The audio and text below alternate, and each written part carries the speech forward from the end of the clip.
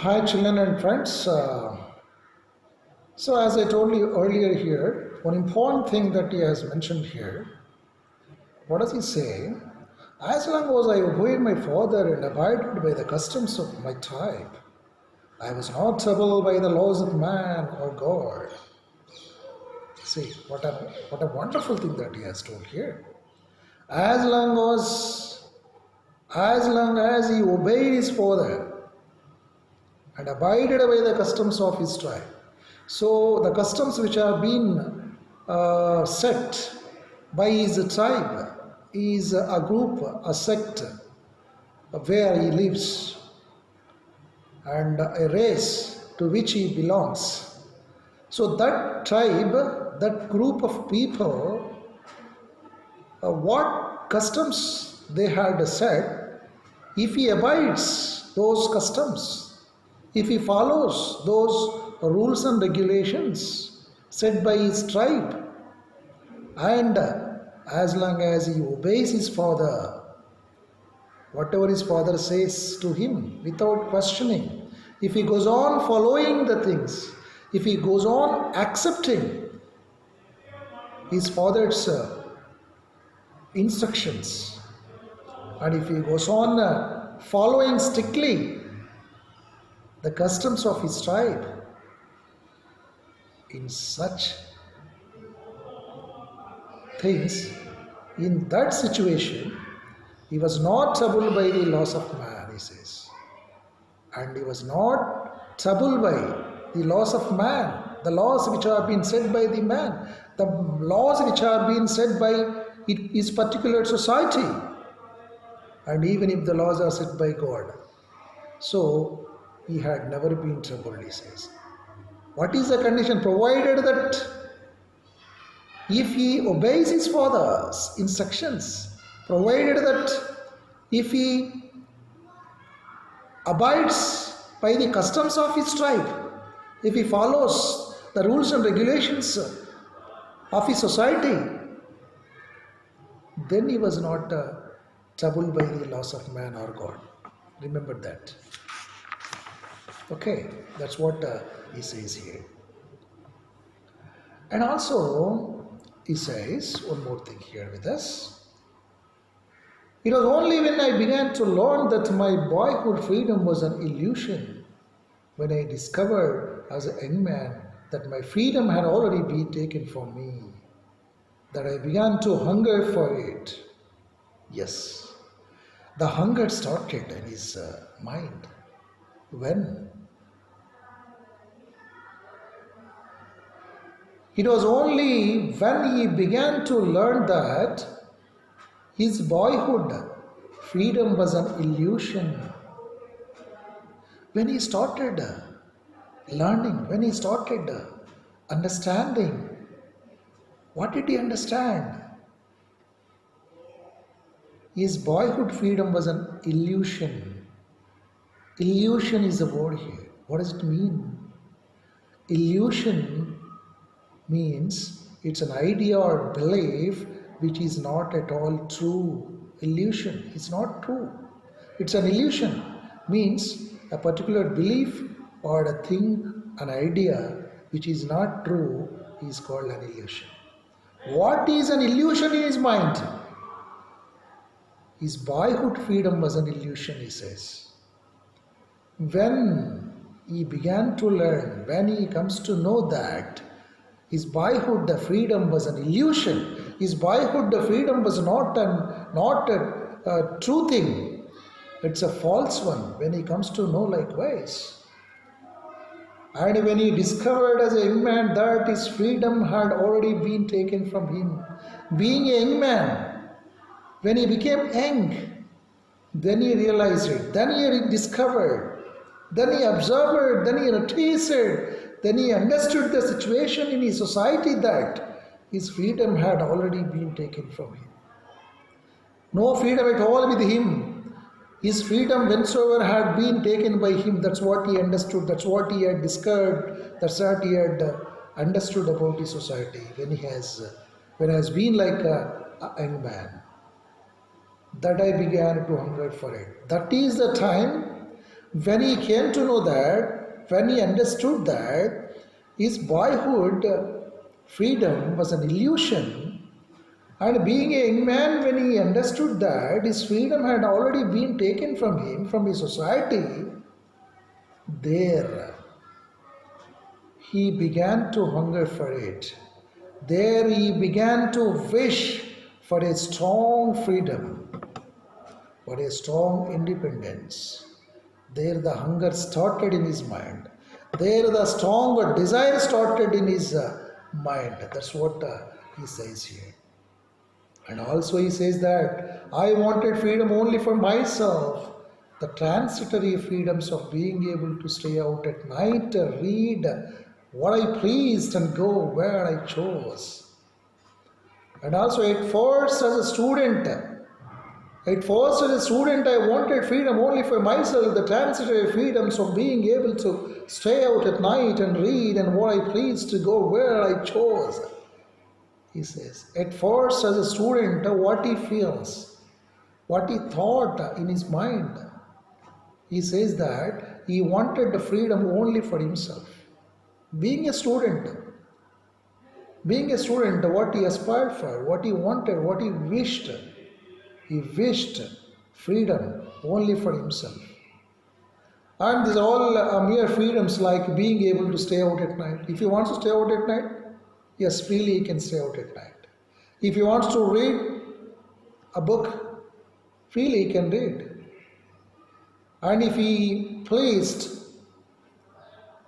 and go where I chose, if he wants to enjoy going out somewhere, he can choose his own place where he wants to go and all.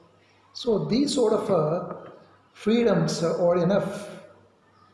That's what he felt as a student in his life.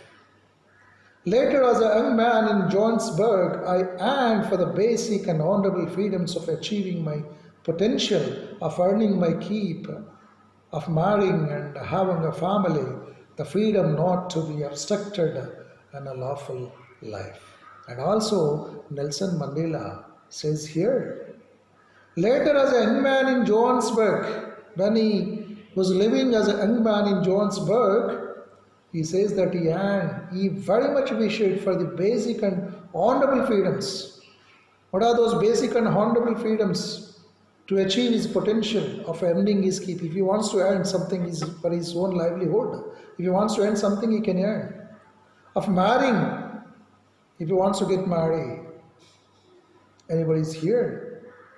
If he wants to become a married person, he can marry here. So marriage freedom.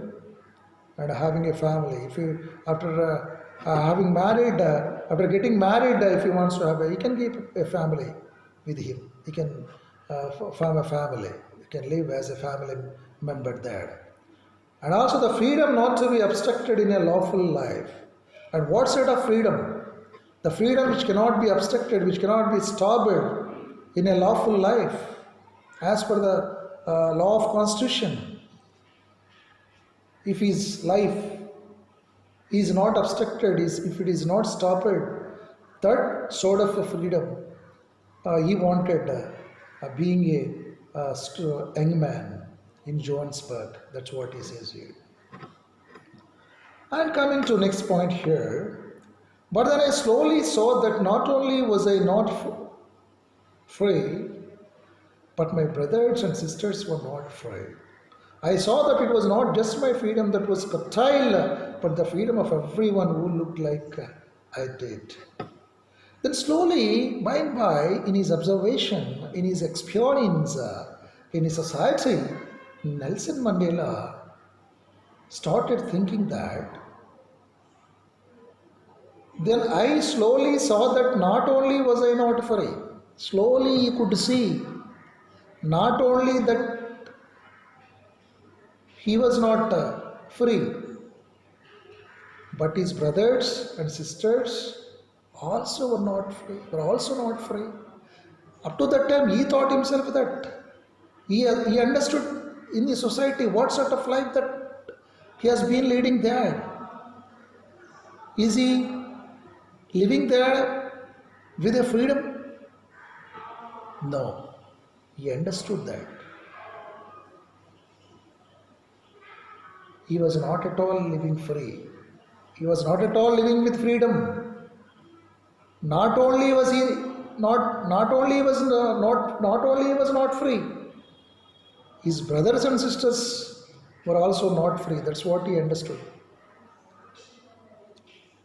And also he understood that, and also he could see that it was not just his freedom that was curtailed, but the freedom of everyone who looked like he did. Freedom of everyone is lost there. Everyone is in his society, everyone is losing the freedom there. Nobody was free.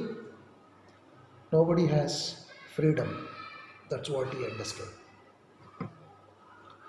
That is when I joined the African National Congress, and that is when the hunger for my own freedom became the greater hunger for the freedom of my people. That is when, he says, that is when he joined the African National Congress. That is when the hunger for his own freedom became the greater hunger for the freedom of his people. The hunger for his freedom has become the greater hunger for the freedom of his people. So individually, as a person, when he realized about his freedom, whether he is living with freedom in his society or not, when he realized and when he understood, when he could see the situation of his society there, when he realized that he had not been living with freedom, then he realized that. Then hunger started in his mind. That is the hunger for his freedom. And that hunger for his freedom has become the greater hunger for the freedom of his people. That's what he says here. And also Nelson Mandela is saying, it was this desire for the freedom of my people to live their lives with dignity and self-respect that animated my life, that transformed a frightened young man into a bold one, that drove a law-abiding attorney to become a criminal, that turned a family-loving husband into a man without a home, that forged a life-loving man to live like a monk. See, many points that he had shared here with us. What does he say here? It was this desire, it was that desire. What is the desire of Nelson Mandela here? The desire for the freedom of his people. What is that desire? Desire for the freedom of his people to live their lives with dignity and self-respect. What is the freedom? What is the independence of a man? What is the freedom of an individual in the society, where an individual can live with a self-dignity and respect? That is the meaning that that particular man is living in the society of freedom, in the society of independence. So that is a strong desire. He is there, he is settled, he is in his mind for the freedom of his people to live their lives with a dignity and self-respect that animated his life, that has changed a lot his life, he says. And also he says that transformed a frightened young man into a bold one. A frightened young man, up to that time he had been living as a frightened young man. Being a young man also, he used to be frightened by looking at the society here, which is a set of certain principles and rules and regulations, some restrictions which are stopping his freedom of living. There he has been completely changed, he has been completely transformed. What transformation took place? A frightened young man has been transformed into a bold one. Earlier he used to be a frightened young man, later he had been completely turned into a bold one, a bold man, a daring person, a bold person likewise. And also he says that drove a law-abiding attorney to become a criminal. Earlier he was a law-abiding attorney. What are the laws of the society that day? He used to follow simply here. later, that law-abiding attorney, the person who sincerely follows and accepts or abides laws in that society, that law-abiding attorney, he has transformed into a criminal in the view of that society, the society which has set the certain rules and all, that turned a family-loving husband into a man without a home. A family-loving husband, earlier he had been a family-loving husband. That husband, family-loving husband has been changed like a man of homeless. Earlier he had been living like a family-loving husband. That family-loving husband had been transformed into a man without a home. Even he has lost his home also. That forced a life-loving man to live like a monk. A life-loving man has also been transformed into a monk. Means being away from all the things, all household tasks, all selfish tasks. He has come up with the spirit of living for the sake of society. That's what he wanted to say to us here. I hope you understood well this concept, friends. And also he says, I am no more virtuous or self-sacrificing than the next man. But I found that I could not even enjoy the poor and limited freedoms I was allowed when I knew my people were not free. Freedom is indivisible. Freedom is indivisible. The chains on any one of my people were the chains on all of them. The chains on all of my people were the chains on me. This is what he says here.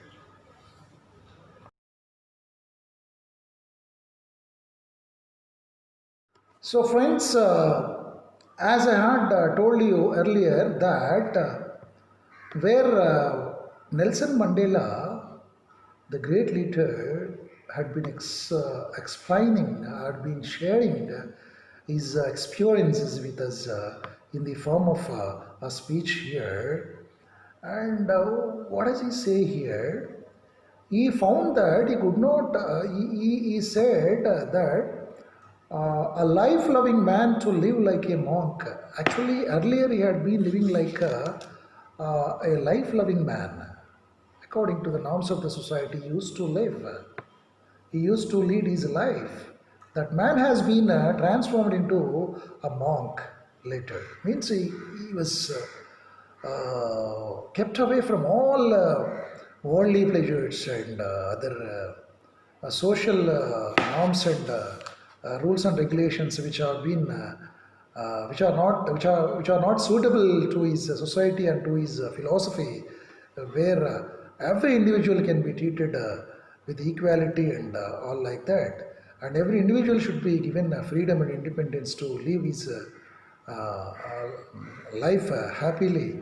So in this context, when he realized the importance of freedom to his people and to himself, so there he says that he had been transformed into a different man, he says. And also he says, I am no more virtuous or self-sacrificing than the next man. But I found that I could not even enjoy the poor and limited freedoms I was allowed when I knew my people were not free. What an extraordinary thing he has told here. When he realized that, when there is a limited freedoms, when there are limited freedoms are there, limited freedoms were allowed to him, but what does he say here? Whereas my people were not free, how can I enjoy the freedom myself? He questions himself. That's why he says that he was no more virtuous or self-sacrificing than the next man. He is no more virtuous or self-sacrificing than the next man. There is no particular thing about him here. He is not given that much importance like that. And he says that he is not at all more virtuous, more talented are more self-sacrificing than the next man. Means, in his opinion, all the individuals of the societies are equal. All the men in the society are equal. And also he says that he found that he could not even enjoy the poor and the limited freedoms. He could not even enjoy the poor and the limited freedoms, and says that he was allowed when he knew his people were not free. He could not enjoy whatever the little freedoms that he had been with him, that he had with him. What is the poverty he has been there with him? With the poverty or with the being poor and with the limited freedoms, he could not enjoy even those little freedoms also which have been given to him in his society at the time. Why? He realized that where his people were not at all free, how can he enjoy those little freedoms even? So that's what he says. That's what he says, that he could not even enjoy the poor and the limited freedoms. He was allowed a poor and little freedoms that he was allowed those limited freedoms which he was allowed, for which he was allowed, even that also he could not enjoy, he says, because when he knew his people were not free, when he came to know that, when he realized that his people were not at all free, even he could not enjoy these little freedoms which were given to him. So this says his love for his people, his responsibility towards his people, his wonderful thought towards his people. And also he says freedom is indivisible. Freedom is indivisible. It should not be divided. There should not be division in freedom. To one man one freedom, to other man another freedom, like that it should not be. Freedom should be treated equally. Freedom should be shared equally amongst the people. That is his opinion here. So that's why he says freedom is indivisible. It should not be divided. The chains on any one of my people were the chains on all of them, he says. The chains on any one of my people, the chains of any one of his people were the chains of all of them, he says. Any individual of the society has chains of restrictions on him.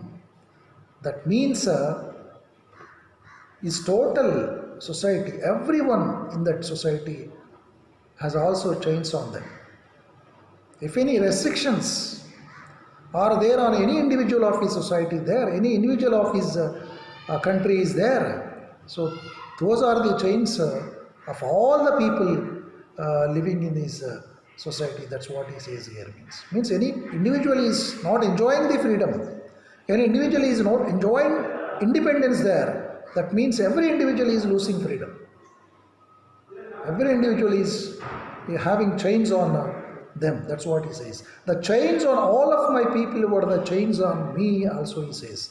The chains of all of his people, the chains on all of his people were the chains on him. See here, all of his people are living the chains of restrictions. There are chains on them. Means where they are not given freedom at all, where they are not given independence at all to live on their own, where they are restricted, where they are stopped, where they are completely obstructed to lead a happy life. So there, the same thing also, being a citizen of his country there, being an individual of his society there, he feels that those same chains are also on him. Those same restrictions are also on him. That's what he feels, he says here. And also he says, I knew that the oppressed must be liberated just as surely as the oppressed. See what he saying here? He knew that the oppressed must be liberated just as surely as the oppressed. Yes, oppressed people should also be liberated, like oppressor. Oppressor, the person who oppresses others, the person who tries to rule others with his unlawful activities, who tries to dominate the other people, a particular sect of people, a particular group of people whom he wants to dominate, that particular oppressor, must also be liberated, must also be freed, just as surely as the oppressed. So oppressed people should also become free like oppressor. Also he says, a man who takes away another man's freedom is a prisoner of hatred. And also he says that a man who takes away another man's freedom is a prisoner of hatred. If a person who takes away another man's freedom, who tries to take away another man's freedom, he is also considered a prisoner of hatred. That particular person who wants to take away another man's freedom, he is considered to be a prisoner of hatred, a prisoner of hatred feeling. That's what he says. And also he is saying here, he is locked behind the boards of prejudice and narrow-mindedness. This particular person, this particular man, this particular individual of the society who takes away another man's freedom, he is a prisoner of hatred, and also he is meant to have been locked behind the bars of prejudice. He is meant to have been locked behind the bars of prejudice, and he is the man to be considered a narrow-mindedness, with narrow-mindedness. He is the man to be considered that he is a narrow-minded man, and he is the man who is behind the bars of prejudice. He is a man full of prejudices, and he is a man of narrow-mindedness. That sort of man who wants to take away another man's freedom is a prisoner of hatred, and he is meant for locked behind the bars of prejudices, and he is a man of narrow-mindedness. That's what he says. And also he is saying here, I am not truly free if I am taking away someone else's freedom, just as surely as I am not free when my freedom is taken from me. When my freedom has been taken away from me, I cannot be free, I cannot live as a free man. In the same manner, he says that I am not truly free if I am taking away someone else's freedom. If I go on taking away someone else's freedom, I am not truly free actually. Means if an individual of the society wants to take away from somebody's freedom away, if he wants to take away somebody's freedom from them, how can he live freely? That's what he says here. Just as surely as I am not free when my freedom is taken from me here. And also Nelson Mandela says here that he is not free in his opinion that if his freedom is taken from him. If his freedom is taken from him, he is not free man. Yes, if every individual feels like that, if your freedom is taken away from you people, you feel like that you are not free persons. So in the same manner, he says that.